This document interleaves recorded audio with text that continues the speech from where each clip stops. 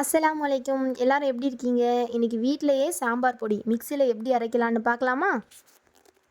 150 gram நீட்ட மிளகா low ஃப்ளேமில் கருகாமல் மெல்லமாக வறுத்துக்கோங்க. வறுத்துட்டு உடச்சி பார்க்கும்போது நல்ல பொறு பொறுன்னு இருக்கணும்.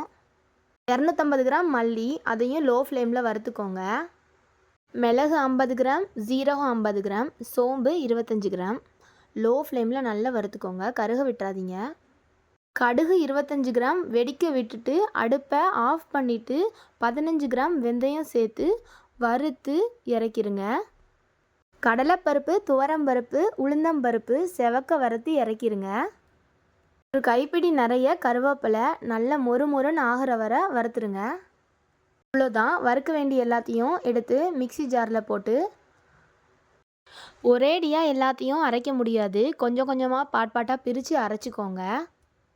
மஞ்சள் தூள் 50 கிராம், பெருங்காய பொடி 25 கிராம், அப்புறமா 1 டேபிள் ஸ்பூன் உப்பு சேர்த்துக்கோங்க. இதுதான் நம்ம பொடிக்கு ப்ரிசர்வேட்டிவே.